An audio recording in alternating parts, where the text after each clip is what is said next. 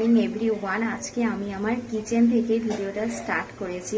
তো চলো আজকে সারাদিন কী কী করছি সবটাই তোমাদের সঙ্গে শেয়ার করবো। Hello friends, welcome to my channel Mousumi অন্ডাবে। আশা করি তোমরা সবাই খুব ভালো আছো আর আমরা খুব ভালো আছি।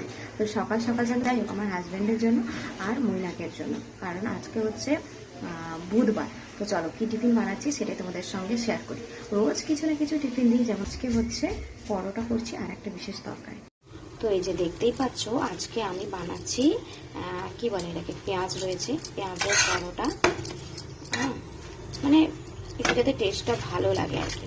তো এই যে, আর এখানে রয়েছে আমার মেথি শাকের তরকারি, যেটা হচ্ছে আমি ওই যে বড়ি দিয়ে, আগে একবার বড়ি কিনেছিলাম, এটা দিয়ে আমি রান্না করছি।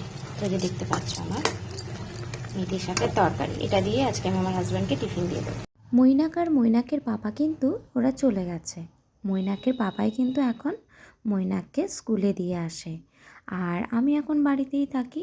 ওকে আনতে যাওয়ার সময় মানে শুধু আনতেটুকু যাই। তো হঠাৎ করেই আমার হাজব্যান্ড এই মূলোটা নিয়ে চলে এসেছে। আর মাঘ মাসে জানো তো মূলো খেতে নেই, তো ও তো জানে না, তাই নিয়ে চলে এসেছে। আমি আর ফেলার চেষ্টা করিনি। তো ভাবলাম যে এটা ফেলিনি, কারণ চেষ্টা করিনি ভুল বলা হচ্ছে আমার, মানে ভেবেছিলাম এটাকে ফেলেই দেব, চেষ্টা করছিলাম ফেলেই দেব, কিন্তু তারপরে আর ফেলা হয়নি, কারণ ভাবলাম যে চলো মূলোর একটা আচার বানাই। কিন্তু কি বলবো তোমাদেরকে, তো মানে সব কিছুই রেডি করে দিয়েছিলাম, কিন্তু তারপরে আর আমি মূলোর আচার বানাতে পারিনি। তবু যেটুকু প্রসেসিং আমি করেছি সেটাই তোমাদের সঙ্গে একটু শেয়ার করছি। চেষ্টা করছি মূলোর আচার তোমাদের সঙ্গে শেয়ার করব। কারণ আমি এই একদিন মানে পরের দিন কিন্তু বেরিয়ে চলে গেছিলাম একটা জায়গা, সেই ভিডিওটাও তোমাদের সঙ্গে শেয়ার করব। কিন্তু কি হবে, আমি না আর মূলোটা রোদে দিইনি। তো এতটা পর্যন্ত যা কিছু করার সব কিছুই করেছি। মানে এই যে দেখতে পাচ্ছ কীভাবে ছোটো ছোটো টুকরো করে কেটেছি। আমি এতদিন না জানতাম না যে মূলোরও আচার বানানো হয়। মানে কি বলবো তোমাদেরকে, হঠাৎ করে সেই কেনা আচারগুলো কিনছিলাম, কিনেই হঠাৎ করে দেখলাম যে মানে খেতে খেতেই হঠাৎ করে মুখে একটা এই মূলো পড়লো। মানে বুঝতে পারলাম যে এটা একটা মূলো। তখনই মাথায় ও মূলো দিয়েও আচার বানানো যায়, তাহলে ঠিক আছে, তাহলে আমিও একদিন ট্রাই করব মূলো।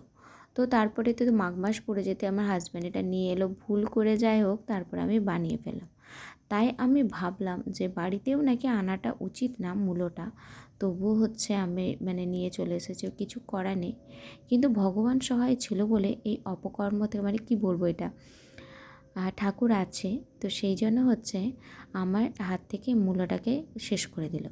মানে আমি আর মূলো দিয়ে কিচ্ছু বানাতে পারলাম না। তবুও আমি যতটুকু করেছিলাম সেটাই তোমাদের সঙ্গে শেয়ার করছি। মানে এখনও মূলোটা আমার রয়েছে, এখন আমি আচার বানাইনি। তো পুরোটা আমার বানানো হয়ে যাক, তখন আমি তোমাদের সঙ্গে শেয়ার করব যে আমি কেমন করে আচারটা বানালাম। তো এই যে প্রথমেই একটু তোমাদের প্রসেসিংটা শেয়ার করে দিই। প্রথমে তো দেখলে যে এরকম কেটেছি, তারপরে হচ্ছে ভালো করে ধোয়ার পরে নুন আর হলুদ এর সঙ্গে ভালো করে মাখিয়ে নিয়েছি। কারণ এর শরীর থেকে যে মানে মূলোর মধ্যে যে জলটা রয়েছে পুরোটা জলটা শুকিয়ে যাবে। তো সেইটাই আমি এখানে দেখতে পাচ্ছ মাখামাখি করছি। আর এই মাখতে মাখতেই না আমার জিভে জল চলে আসছে। কেন বলো তো, এরকম কিন্তু মূলোটা খেতে বেশ ভালোই লাগবে মনে হয়। তো এবার দেখো, এবার আমি ছাদে চলে যাচ্ছি। মানে সারাদিন কাজ করে করে এখন এমন হয়ে গেছে, মনে হচ্ছে যে আমি যেন মা কাকিমারা যেমন মা জেঠিমারা সারাদিন কাজ করে সেরকম আমার মনে হচ্ছে। মানে এতদিন মনে হতো না, যেহেতু বিয়ে বাড়িতে ছিলাম, তো সেই জন্য মহিলাদের বাবা তখন ছিল না, রান্না বান্নার ক্ষেত্রে অত চাপ ছিল না। তো এখানে এসে কী হয়েছে, আমার যেন একটা সংসারই হয়ে উঠেছে। তো যাই হোক, যে প্রচণ্ড রোদ দিয়েছে আজকে, তো দেখছো সূর্য কোথায় আছে। তো চলো এই রোদ দিয়ে চলে যাই, কারণ এই যে বললাম আজকে সারাদিন আমি এটাকে রোদ খাওয়াবো। সারাদিন ভালো করে রোদ খাওয়ানোর পরে তারপরে হচ্ছে আমি এটা আচার বানাবো। তো তার জন্য অপেক্ষা তো করতেই হবে। তো সারাদিন আজকে অপেক্ষা করব। তো চলো, রোদে তো দিয়েছে, জানি না মানে কাকের ভয় আর কিছু না। তো চল নিচে যাই। নিচে আমি আমার বারান্দা মানে রুমের সামনে যেটাকে কি বলে ব্যালকনিতে, ওখানে আমি এগুলো রোদে দিয়েছিলাম, কিন্তু রোদটা চলে গেছে। কারণ আমাদের বাড়ির সামনে যে 5 তলা যে একটা বাড়ি বানিয়েছে, বাড়ি যাচ্ছে তাই তো, হেঁটে হেঁটে আমরা বাড়ি যাচ্ছি। স্কুল ছুটি হয়ে গেছে, বাড়ি যাচ্ছি এখন আমি। ময়নাক ডায়মন্ড লোকসভা কেন্দ্র। ময়নাক স্কুল থেকে চলে এসেছো? আমি এসে গেছি। ডাকো ডাকো ডাকো ঠাম্মিকে। আমি আমার ছুটি পড়ে। বৃহস্পতিবার দিন ছিল 23শে জানুয়ারি, নেতাজি সুভাষচন্দ্র বসুর জন্মদিন। সেদিন আর বাড়িতে না থেকেই সকাল সকাল কিন্তু আমরা বেরিয়ে পড়েছি একটা জায়গা ঘুরতে।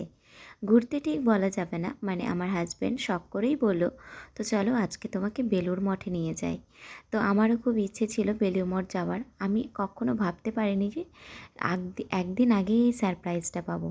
কেন কি জানি 2025 সাল পড়ার পর থেকেই আমার সমস্ত সারপ্রাইজগুলো যেন আমি হঠাৎ মানে সারপ্রাইজ অ্যাকচুয়ালি হঠাৎই পাওয়া যায়, সেরকমই হচ্ছে ব্যাপার। আর আমার কাছে এটা যেন অন্যরকমই ফিল হচ্ছিল। আমার ছোটোবেলার কথা খুব মনে পড়ছিল।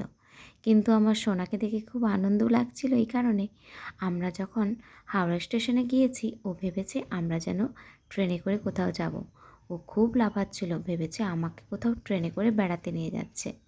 তো যাই হোক, এই যে দেখতে পাচ্ছ আমি আজকে কিন্তু একেবারে নতুন সাজে সেজেছি। আজকে আমি একটা উপহারও পেয়েছিলাম, মানে আজকে না, সরি, 23শে জানুয়ারির দিন। আমার হাজব্যান্ড বলেছিল তোমাকে আজকে খুব সুন্দর লাগছে। অ্যাকচুয়ালি আমি সবসময় সিম্পলভাবে সাজতেই ভালোবাসি, আমার মেকআপ করতে একদমই ভালো লাগে না। তো সেই জন্য হচ্ছে একেবারে পরিপাটি সেজেছি। মাথার ফুলটা ওই এনে দিয়েছে আমাকে। ও বরাবর আমার মাথার মধ্যে ফুল দিয়ে আমাকে সেজে থাকতে ও একটু বেশিই পছন্দ করে। তো যখনই চেষ্টা করি কোথাও যাব তখনই ওর মনের মতো সাজতে ভীষণ ভালো লাগে। তো যাই হোক, আমরা কিন্তু চলে এসেছি আমাদের গন্তব্যস্থলে। তাই ওখানে ভেতরে ঢোকার আগেই আমরা একটু টিফিন করে নিলাম। আমরা কিন্তু সকাল সেই 8টার সময় বেরিয়েছিলাম। তো যাই হোক, এই যে লুচি আর ঘুগনি খেয়ে নিলাম, কারণ ভেতরে কিন্তু ভোগের ব্যবস্থা রয়েছে। তো যাই হোক, এই যে দেখতেই পাচ্ছ আমরা কিন্তু এখন চলে এসেছি কোথায় বলো তো? বেলুড় মঠে। আজকে আমি জীবনে প্রথম এই যে মঠে আসছি সেরকম নয়, আমি কিন্তু আমার ছোটোবেলাটা আশ্রমেই কাটিয়েছি 4 বছর। তো যাই হোক, এখন আমি তোমাদেরকে বেলুড় মঠের সময়সূচি একটু জানিয়ে দিচ্ছি। তোমরা সবসময় চেষ্টা করো 11টার মধ্যে চলে আসার, কারণ 11টা থেকে কিন্তু গেটটা বন্ধ হয়ে যায়, তোমরা ভেতরে প্রবেশ করতে পারবে না। সেই বিকেল 3টের সময় তোমরা বেলুড় মঠে প্রবেশ করতে পারবে।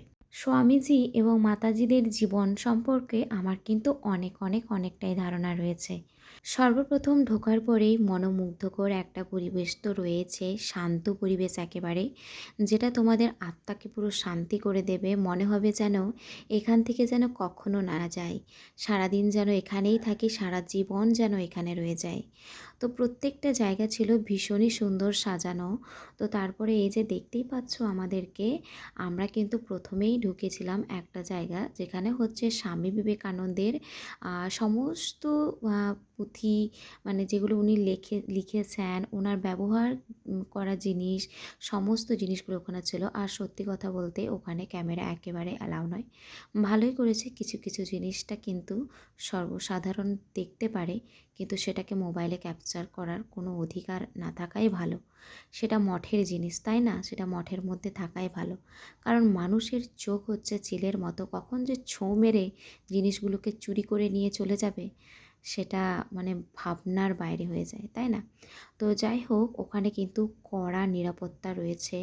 তোমরা মানে অযথা চেঁচামেচি, বদমাশি বা কোলাহল একদমই সেটা হচ্ছে না।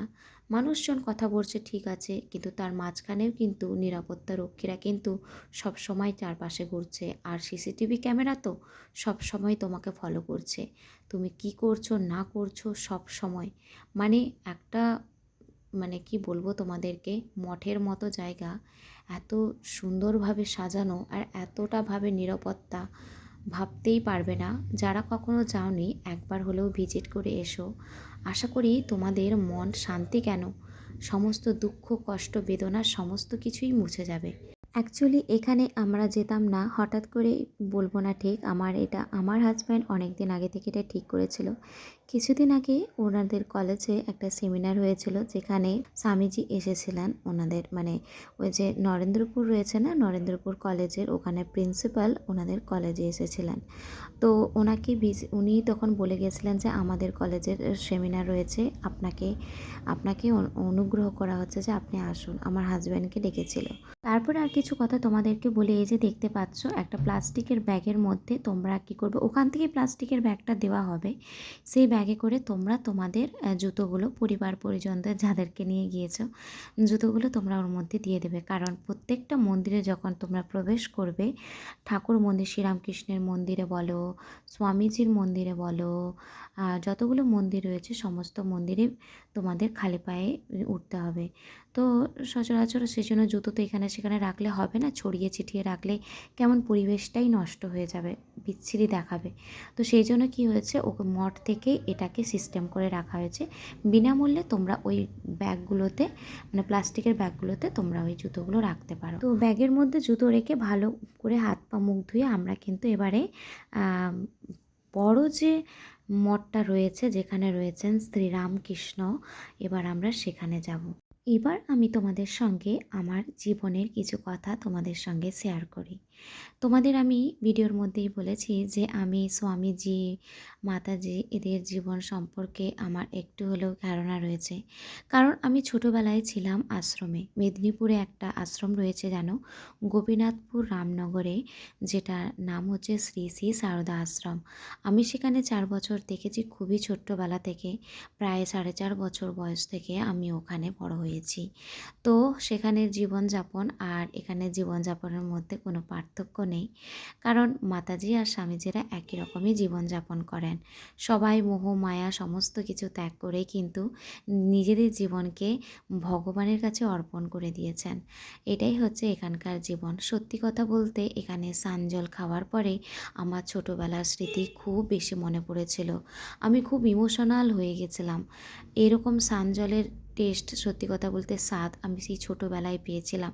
যেটা আমরা প্রত্যেক দিন স্নান করার পরে ঠাকুরের কাছে যখন প্রণাম করতাম, শ্রীরামকৃষ্ণ এবং সারদা মা আর বিবেকানন্দের কাছে যখন আমরা প্রণাম করতাম, তখন আমাদের মন্দির থেকে সানজল দেওয়া হতো।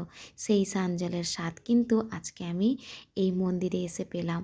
সেই মন্দিরের মানে সেই সানজলের স্বাদ পেয়ে না আমি আমার একেবারে ছোটোবেলার স্মৃতিতে আমি চলে যাই, যেখানে আমি খুব ইমোশনাল হয়ে যাই, আমার চোখ থেকে জল গড়িয়ে আসে। আমার হাজব্যান্ড বলে যে তোমার দুঃখ কষ্ট যেমনই হোক, সেই দিনগুলো তুমি তখন খুবই ছোট ছিলে, পাশে হয়তো তোমার কেউ ছিল না, কিন্তু এইটুকু মনে রেখো যে ভগবান কিন্তু সবার জন্য সব সময় থাকে, এইটুকু মনে রাখবে। আজকে যদি তুমি কাঁদো, পরের দিন কিন্তু নতুন সূর্য উঠবে, অন্ধকার থেকে তুমি মুক্তি পাবেই। আর যখন তুমি মুক্তি পাবে, দেখবে চারিদিকে সব কিছু ঠিক আছে। আর সত্যি বলতে এই মানুষটা আছে বলে আজকে আমার মুখে যত হাসি দেখছো, শুধুমাত্র আমার হাজব্যান্ডের জন্য। সত্যি কথা বলতে এই মানুষটা আমাকে অনেক অনেক অনেক এই 8 বছরে অনেক কিছু দিয়েছে। সত্যি কথা বলতে আমার হাজব্যান্ড এমন একটা মানুষ, মানে ও পড়াশোনাটাকে ভীষণ ভালোবাসে বলেই কিন্তু আজকে ও এমন একটা জায়গায় রয়েছে না, বড় বড় মানুষদের সঙ্গে ওর ওঠা বসা, যেটা মানে আমার কপালে আমি কখনো কখনো এরকমও ভেবে থাকি যে এই মানুষটার যোগ্য তো আমি নই, কী করে ভগবানের কাছে আমাকে পাঠালো। কিন্তু আমি তখন ভাবি যে না, নিশ্চয়ই কোনো কারণ রয়েছে। আমার হাজব্যান্ড খুবই সিম্পল একটা মানুষ, বাইরে থেকে তোমরা কেউ বুঝতেই পারবে না যে ও আজকে কত বড় একজন মানুষ। কিন্তু কি বলবো বলো তো, মানে বাইরে থেকে যাকে তুমি যতটা দেখছো, সে যে কতটা আধ্যাত্মিক, কতটা বড় মনের মানুষ, তার সঙ্গে না মিশলে বোঝা যায় না। আমাকে যদি 7টা জনম কেন, যত জনমেও যদি কেউ বলে যে স্বামী হিসেবে কাকে পেতে চাও, আমি এই মানুষটাকে ছাড়া আর কাউকে পেতে চাই না। সত্যি কথা বলতে আমার কপাল এতটাই ভালো যে আমি এরকম মানুষ পেয়েছি। হ্যাঁ, এর ক্রেডিট আমি কাউকে দেব না, কারণ আমার কপাল, আমার ভাগ্য, আমিই পেয়েছি এই মানুষটিকে। তো যাই হোক, অনেক কিছুই কথা বললাম তোমাদেরকে।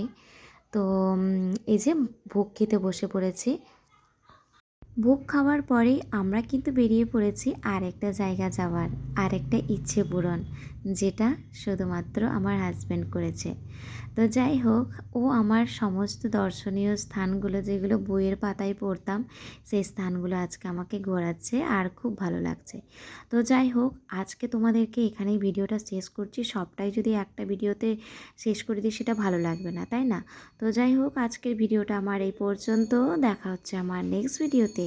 সবাই সুস্থ থেকো, ভালো থেকো, আর সবাইকে এখন জানাই টাটা। দেখা হচ্ছে আমার নেক্সট ভিডিওতে। চলো, সবাইকে এখন জানাই টাটা।